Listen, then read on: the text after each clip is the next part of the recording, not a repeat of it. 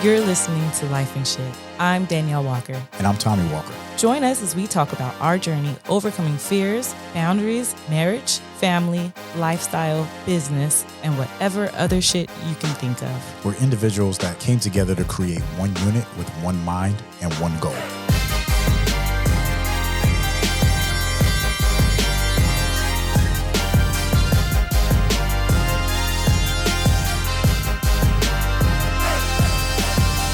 What's going on, baby? What's up? Another beautiful day in paradise. All right now. Or as you say, another beautiful day on the dark side of the moon. On the dark side of the moon.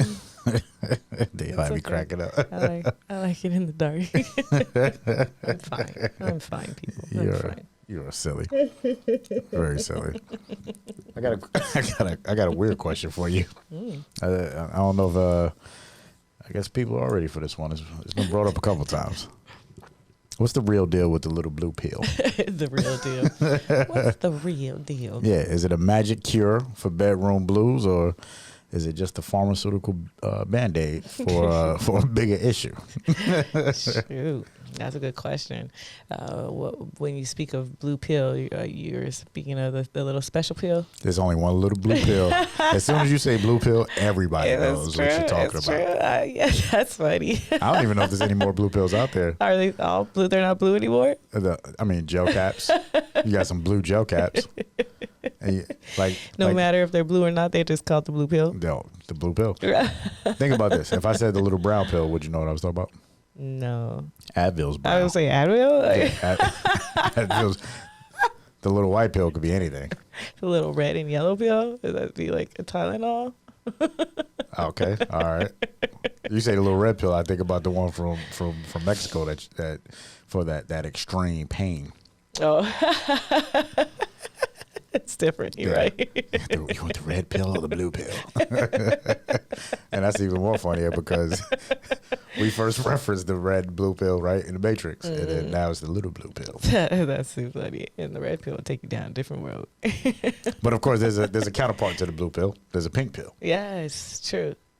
So of course we talk about Viagra, y'all. Yeah. if you didn't figure it out already. Now you know. Viagra is one of those things where the origin of it is pretty crazy. We all know, it was a mistake, right? Came up accidentally in the 90s. They was trying to cure high blood pressure, and then found some people say it was a side effect, but they found some other things that was like, oh, maybe we could use it for this. Yeah. But the 90s, that's a trip. I mean, yeah, it feels like that was definitely a side effect. And they're like, well, they forget about all that high blood pressure. Let's just zoom in on this part. Yeah.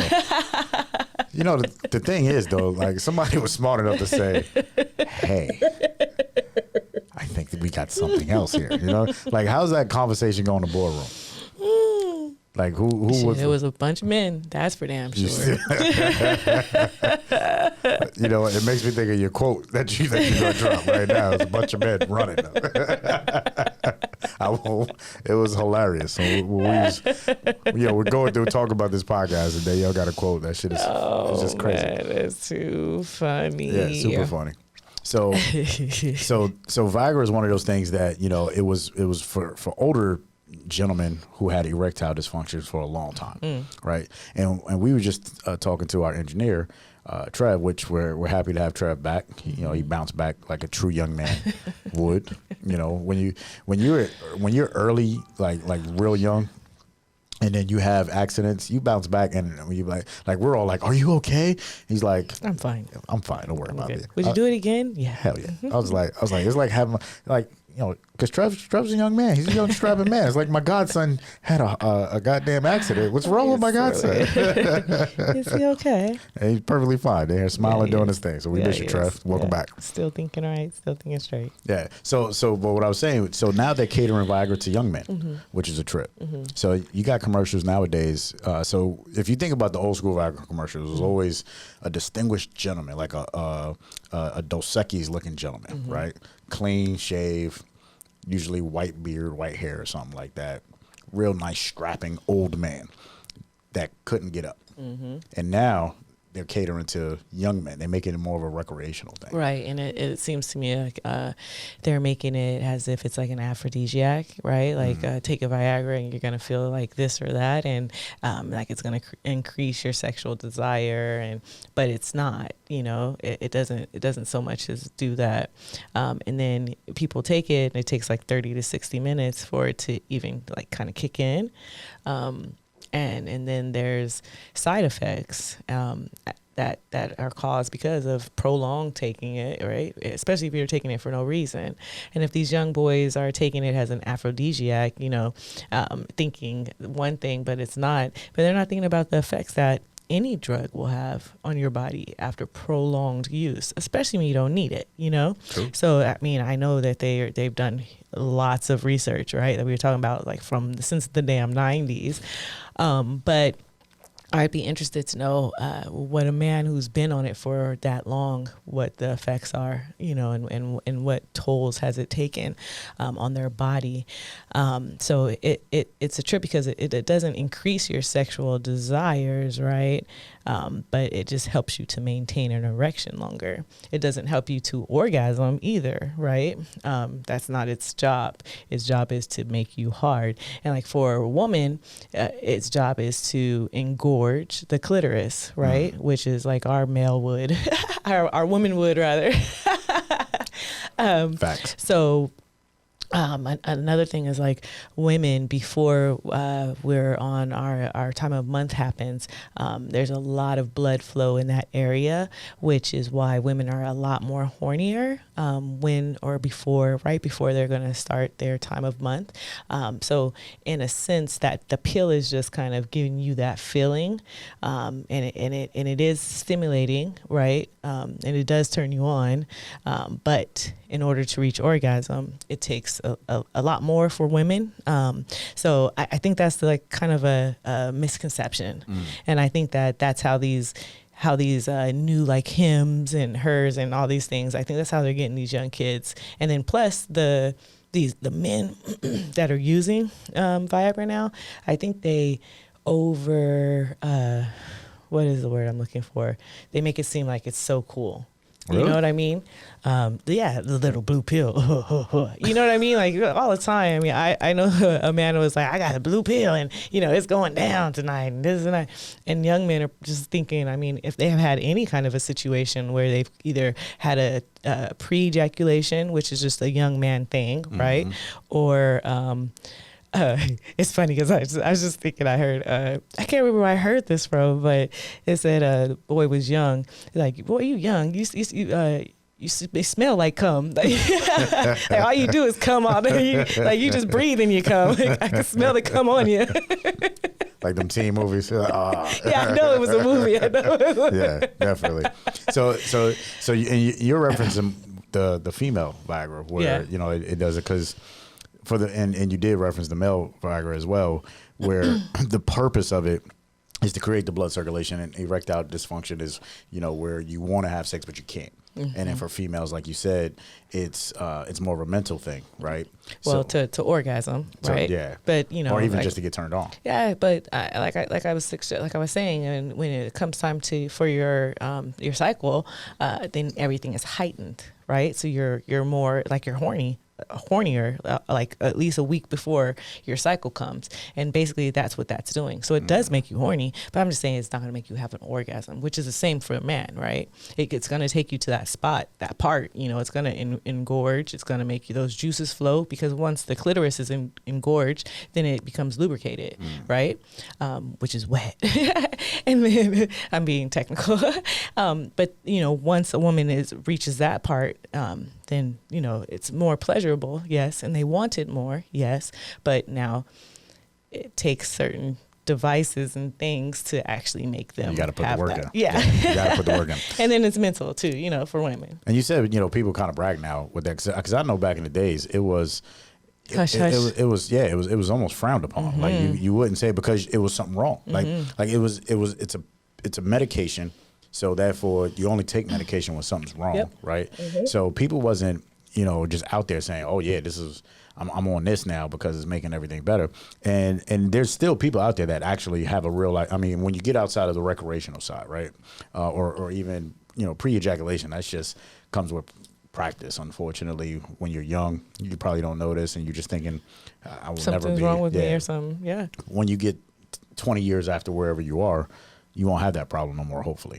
But the people that are actually still having this issue, and then they take Viagra, right? Viagra. But then what about people that take Viagra and still have the issue, right? Because that's the other component where medication doesn't fix everything, right? And there is, to your point of like, it doesn't make you orgasm because you have to put the work in, but there's still also that fine line of communication. And we was joking about this because, I think you said, you quoted Trump. Trump said, if you, and it's funny that we quote Trump on this, right? Well, but you take my quote too. No, you're not using that one. Yeah, well, you still taking it. But you just referenced it based off communication. I'm not taking it. It was part of our study. Oh. But you got to be able to communicate with your partner, and you got to be with someone that actually stimulates that part mentally. Not the physical. Now you got to say what he said. No, I ain't taking it. I'm not taking it. You ain't gonna put that on it. You took he already put it out there. He says if you got to use Viagra, you're with the wrong woman. There we go. So from a communication standpoint, right? Let's say you're having this issue. You go to your doctor prescribes it, and what you see on TV now, it's so regular because it used to be a bunch of Viagra commercials, like I said, with the older guys. Now you got the Hims and Hers commercials, and they're talking to more of the younger crowd. Why are they not talking about the communication component? How to fix it? Why are we just going straight to the medication? Yeah, it's true, because then it makes you think of like, well, what would cause that dysfunction, right? Like what would it cause? I mean, like you said, pre-ejaculation, if that's a practice, right, then that's different. But then what would cause that? Like stress is like one of those things that they say, right, for men, and just their lifestyle sometimes, right? It's like you could be stressed the hell out, like if you work too much and you come home, it's like, I want to have sex, or you want to please your wife, but yet you're just tired, or you just got too much shit on your mind, and you just can't get out of it, and it's like, what, I can't. So that sucks. And then I know women who their husband has to take the pill and they feel some kind of way about that. Yeah. Because which is to Trump's quote, right? It's like, so you're not attractive to me? You know what I mean? So you have to take this pill in order for us to have sex? That doesn't feel good, I don't mean to cut you off, but that's a form of judgment, right? It's like we're in a relationship, and that's why I'm saying from the communication part, because if it's truly a medical issue, right, and we're not doing this for recreation, we're doing this because I love you, you're my wife, and I'm not satisfying you. Now let me go after this pill. Now you're gonna judge me because I can't get it up, and now you're gonna judge me because I have to take a pill, and then now you as a woman are feeling like, well, you're not turned on, or you're not this, or whatever the case may be. But we're not having those conversations about what's the deal? Is it stress? Yeah. Is it anxiety? Is it whatever? Is it my mental? Yeah. And I mean, I'll be very honest with you. I had a very frank conversation with a couple of really good friends of mine about sex, and it's really the lack of sex that we were talking about. I know, just to put it out there, you and I have a pretty healthy sexual relationship, but there's people who don't, right? And I don't know if pills or something like that would help, or if they need them. But it's like, what's a normal sex life? And then if women hear other women are having sex all the time and they don't have sex often at all, then they're like, wait a minute, like, what's wrong here? What's wrong with my husband? And, I never thought of it as judgment, but that makes sense. The poor man feels like shit, because he can't get it up. And now you're like, oh, so you got to take a pill to get it up. You know what I mean? And that sucks. That does suck. And I guess that is kind of judging him a little bit. 1,000%. And that's a great question. What's a normal sex life? Honestly, if you get horny, have sex. Like, it shouldn't be like, oh, it has to happen 7, 3, 4, whatever many days a week, or it can't happen more than 2, 3 days out of the week. It's like, if don't deny me. and I won't deny you. So if you feeling turned on, get away from me. If I'm feeling turned on, I got a headache. It's like, what's natural is natural. Yeah, you know? that's what causes cheating. I mean, even though people have healthy sex lives and still cheat, but still. Yeah, and it's overcompensating, right? It's like, don't overcompensate it and think too far into it, right? Let's just communicate. This is where I am. This is how I'm feeling. And now you talked about the stress of it. There's also the overexcitement of it. It's like, I've been like you so damn hot. I've been thinking about you all day. And then when it's time to perform, you can't perform. You can't do it. Yeah, Yeah. because it's you just get so anxious. Now, of course, we talking about it. I've tried it. You've tried it. Oh, yeah, I've definitely tried it as well. It's fun. I enjoyed it. But I think I want to say something to men who get too excited. And this is just a little tip, and you could thank me later. No pun intended. Rub one out before you have sex. So if you've been anticipating having this relation with this woman for quite a while, that every time you think about her, you literally are gonna bust in your pants. Before you have sex with her, let it out. And then go in fresh, clean, and ready to pump again. But you got to know your time frame. Yeah. Oh, yeah. You got to know your recovery time frame. Yeah, if it takes a while, maybe do it before dinner, or maybe do it in the bathroom before you go back out, before you go back to the bedroom. Yeah, or do it at lunchtime. So you have ample time to recover, so there's no excuse like, I'm done. Yeah. I did it too late in the day. I know. So I was in Mexico, and I was walking by. They have so many little liquor store or drug stores in Mexico, right? Because I mean, everything that's illegal or you have to go to the doctor to get here, you can just get there. And side note, usually the pharmacists that are there are doctors, and they'll tell you like, so what's wrong with you? You know, and if you're like, oh, I have an earache or something like that, then they're like, oh, here, you know, fine, you're good. And they got everything over there, right? But I was walking by, and it's like, oh, women's Viagra, and I'm like, what? So I like kind of walk back and I look and I said, okay, like I'm down. I'll try it. You know, the trip is how far disconnected we are from like news and TV. Yeah. Shit's been out since like 2010, like, you know what I mean? Like, and the day you seen it was like the first day we've ever seen it. Yeah. It was like, what? Yeah. What? Like, who came up with this shit? Yeah. Is it real? Yeah. I mean, even I showed it to my friends, and my friends are like, wait, what? And then I give them the pill, and they're just like, I don't know when to take it. You know, like, they're all like, I'm going to take it this night, girl. I'm like, what? I'm like, I already took it. They're like, what? It's not like, not going to be tripping. It's not ecstasy. It's not Molly. You know what I mean? I'm not going to be hallucinating. All it's going to do is make your insides kind of thump, I like to say. So that was your experience. So it wasn't it wasn't unpleasant at all. It was nice. And I do think you feel a little giddy, maybe a little elated about a little bit, I would say. And then let's talk about the side effects, right? So the next day I had a wee bit of a headache.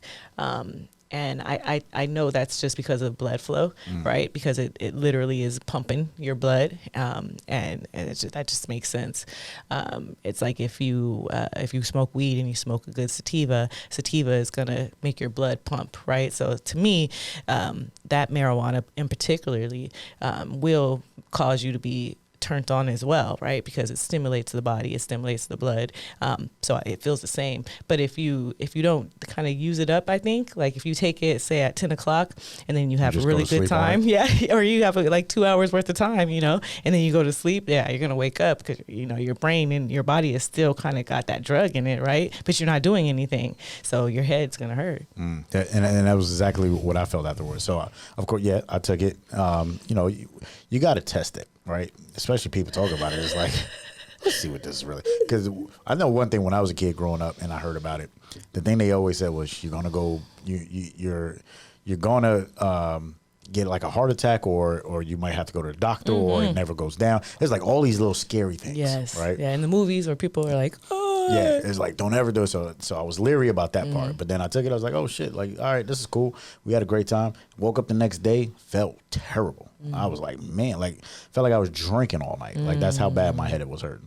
So all I had to say is you definitely know your body, because you know to every drug there is a side effect, and it definitely will affect you in some way or some fashion. Yeah, and to your point as well, as far as addressing the issues before, remember, like, a pill is not just to fix it all the time, right?